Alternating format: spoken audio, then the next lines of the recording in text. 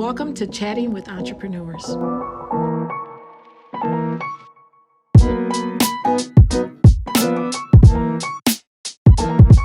Hello, everyone that's viewing our podcast. Welcome to Chatting with Entrepreneur podcast. I am the host, Carla Holland. I'm the executive director of Texas Tech University's Institute for Small Business. The Institute for Small Business has 4 state and federal programs that provide free and low-cost services to small businesses in Northwest Texas. Our program names are the Small Business Development Center, we have Apex Accelerator, we have TMAC, and we have Rural Business Opportunity Program. So today we are going to chat with Taylor Houts, owners of Bicycle ER that's located in Wichita Falls. Hey there, Taylor. How you doing? I'm good. How are you? I am delightful today. How is your day going? It's going pretty good. I am happy to hear that. I love talking to entrepreneurs. I have been in this economic development space for over 15 years. And what's rewarding to me is to work with small business owners who have started or growing their business. So I want to say thank you for taking the time out of your schedule and sharing your entrepreneurial journey with myself and those who are listening to the podcast.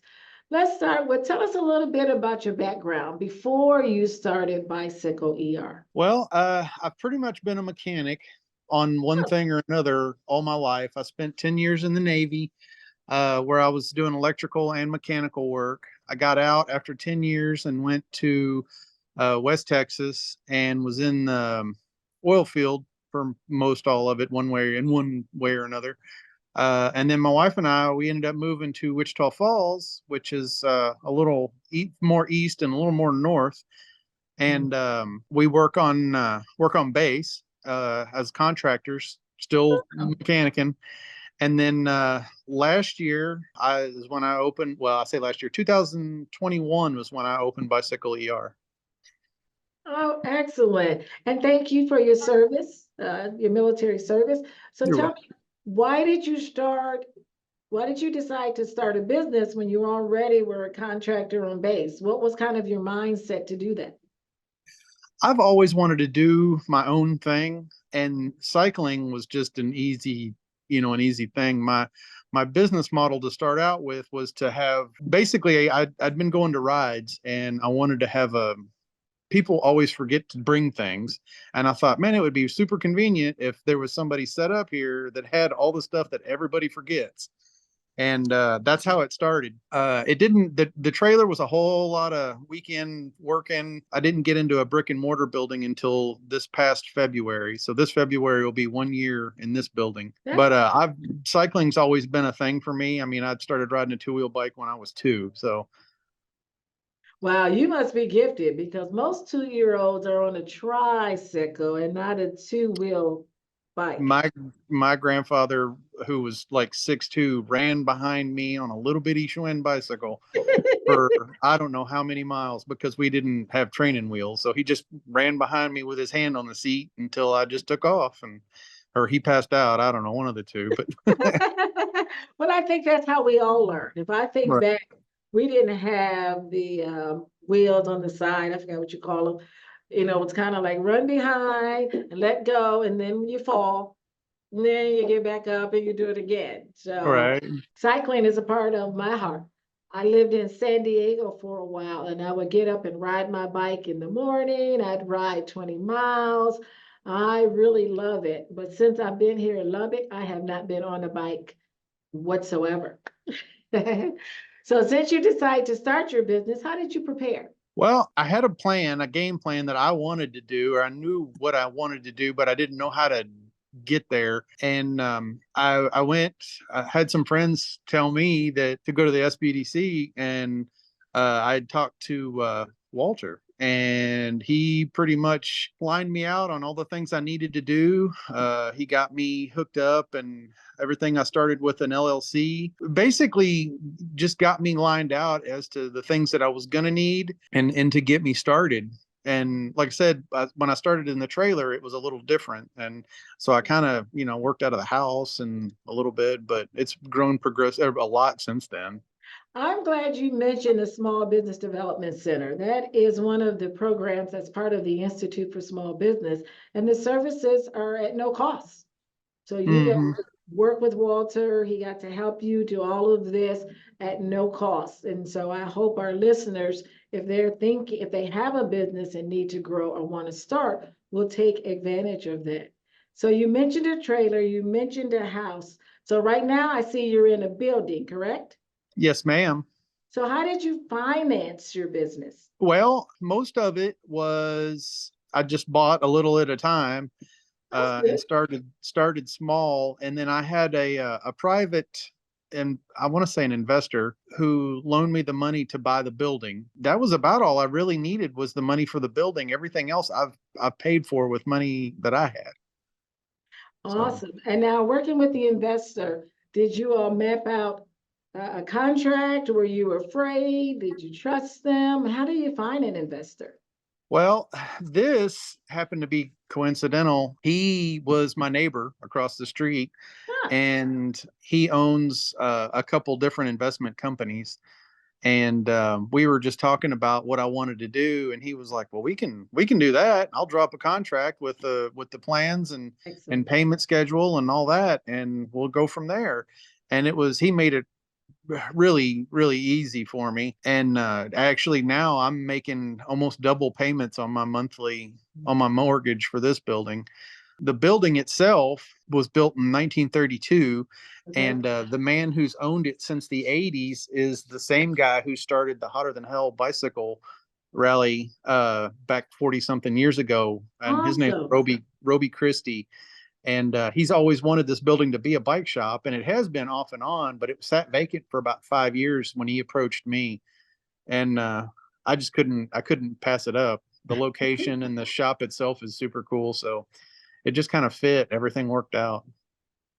So the name of your business is Bicycle ER. What are your services and why did you choose the name Bicycle ER? A couple different reasons. The name anyway. Originally, my plan was to work out of a. I wanted to find like an old retired ambulance, and Old retired ambulance?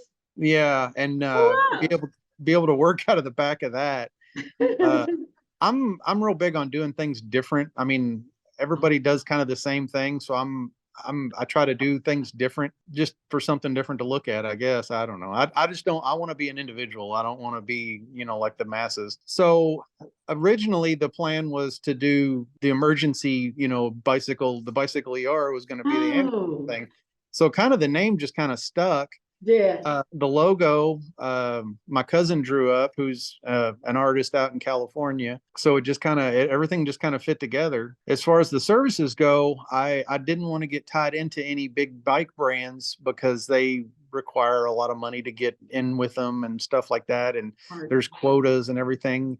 And anymore, a lot of the business is repair. The money's in repair. If you can work on any bikes, and then two, if you can get in with the companies, the bike companies, and get certified to do warranty work on their bikes, you're in there. So I have my inventory's fairly low. There's two other bike shops in town who have real big inventories. I carry their business cards on my desk, just if there's something I don't have or can't get. But my clientele grows almost daily. I get people in here that say the same thing. We didn't know you were here. So I do a lot of repairs. I picked up an e-bike brand, so I sell e-bikes, and I do a lot of consignment bikes. People bring me bikes that they don't want to post on Facebook or Oh, whatever. So yeah. I do consignment on decent bikes. And I just opened, as a matter of fact, I posted it today, the Wichita Falls first, I don't know if it's the first one, but it's the only one right now that I know of, an indoor bike wash. And I converted basically a small, well, it's not even a small, it's a good sized bathroom kind of thing, into a bike wash. So you can bring your Wow. bikes in and wash them and stuff like that. But I've got plans for days. Where I'm standing right now is going to be a coffee shop when I'm here full time. So I'll be a coffee shop and a bike shop. I come up with ideas ridiculous, just and or So otherwise, and you just act call on. it, you mentioned about being different, but really, that's really is the makeup of an entrepreneur because they're visionary. And so they see things differently than other people. Well, that's been my experience over the last 17 or so years as I work with entrepreneurs, whereas the person that maybe doesn't have vision would see, a bike, whereas you see, I don't need to have a lot of inventory, which is great because your inventory is your money. And Mm, so you have those businesses to say, I don't have any cash, but they have all this inventory. Well, that's where your cash is. So that's right. awesome that you said your inventory is low.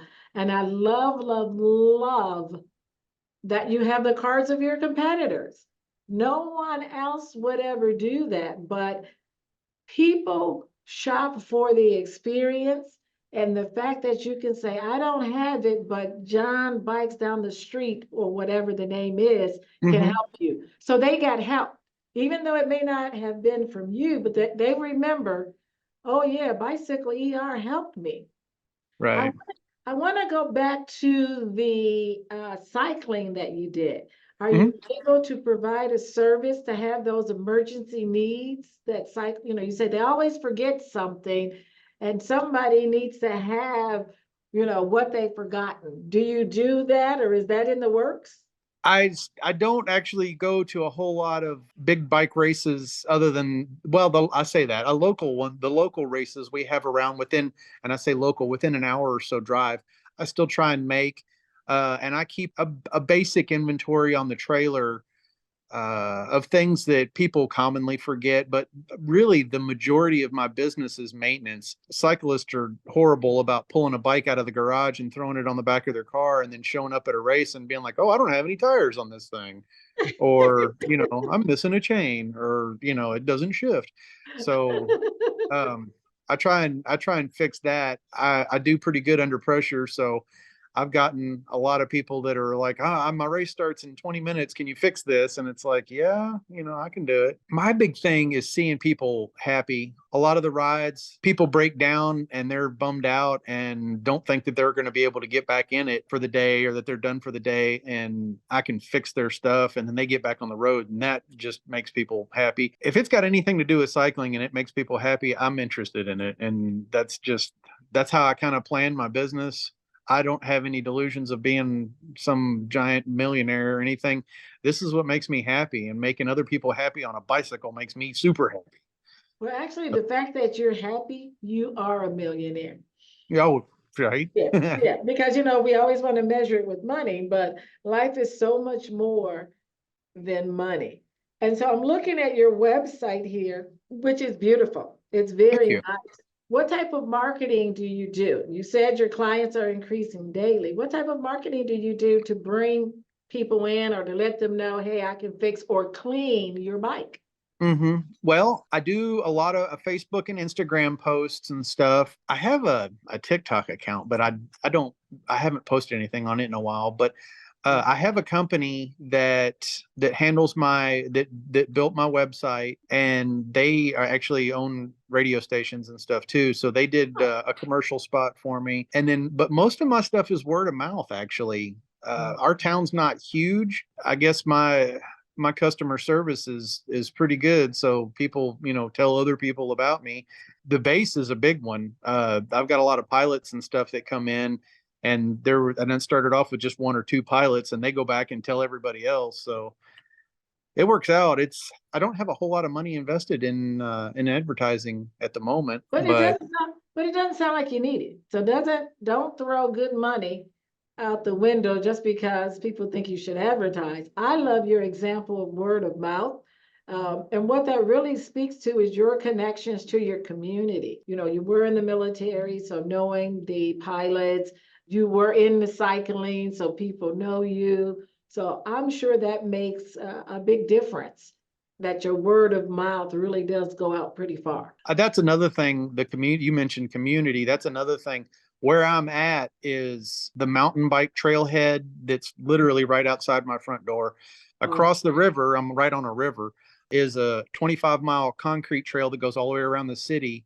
And then all the really long road bike cyclists all park in my parking lot to go ride out of town because I'm kind of on the edge of the east side. We try and do things for the community. We try and volunteer. We do trail pickup day, trash pickup days and things like that. And I try and sponsor a lot of the arts and stuff. I've got a wall inside my shop and a wall outside. I'm a huge graffiti fan. I love Oh, graffiti. I love graffiti. And so I've got my whole side of my business is basically a live paint wall. People come in and graffiti it. And my only thing is that it just, as long as it stays, family friendly, Mhm. I'm good with Exactly. just about anything they put on there. And then on the inside, I have a wall that's full of local artists' paintings and artwork that they sell. Smaller artists that probably don't have enough work to put in a actual, Gallery or something. yeah, gallery. So they bring in their stuff here, and my only thing with that is that it's bicycle orient, it has something to do with a bicycle at some point. So I've got a lot of clubs that have meetings here, not even just bicycle clubs. We have a Red River rucking crew, which is the guys that carry like backpacks with weights and stuff. They do their Okay. meetings and stuff here. And the Wichita Falls Runners Club, they're going to have a meeting. Their monthly meetings, I think they're going to start having here. So it's kind of a community thing. I try and do stuff, just to be there for the community. And everything that you said was marketing. Oh, well, Yeah, all of it is marketing because you're bringing your customers or clients into your business. I mean, mm, everything, like I said, is around cycling. The fact that you give to the community. If you think about it, businesses will buy shirts for the little league with your name on it. That's marketing. So all of that you're doing is marketing. And what's great is it doesn't cost you anything. And so that's right. why you don't have a budget for marketing. But I want to go back to your entrepreneurial journey. When you think about how long you've been in business? November of 2021.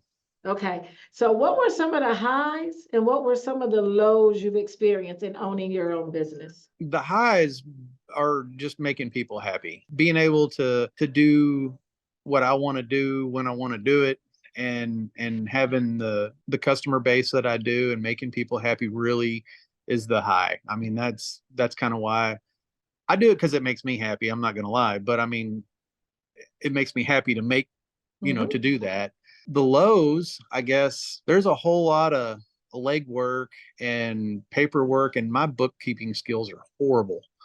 Um, so I'm I'm not real happy about that part. If I could do what I do without having to do all the office stuff, keeping track of money, and that's probably my low part, if that counts. As far as owning a small business, man, it's just what I've always wanted to do. I'm motivated enough that I'm going to be successful at whatever I do, whatever I put my mind to.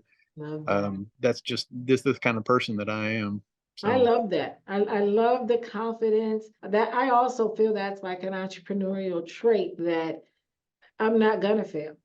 So even if this doesn't work out, I'm gonna try this. Or if that doesn't work out, well, you know what? We can do this online then. Or as you mentioned, we can do this mobile. So I love that you look at your business and said, hey, here is what we can do. I love the idea that, hey, you can come in and clean your bike. Soon you'll be able to come in and get coffee. And the fact that you use your building for events. And so that's awesome.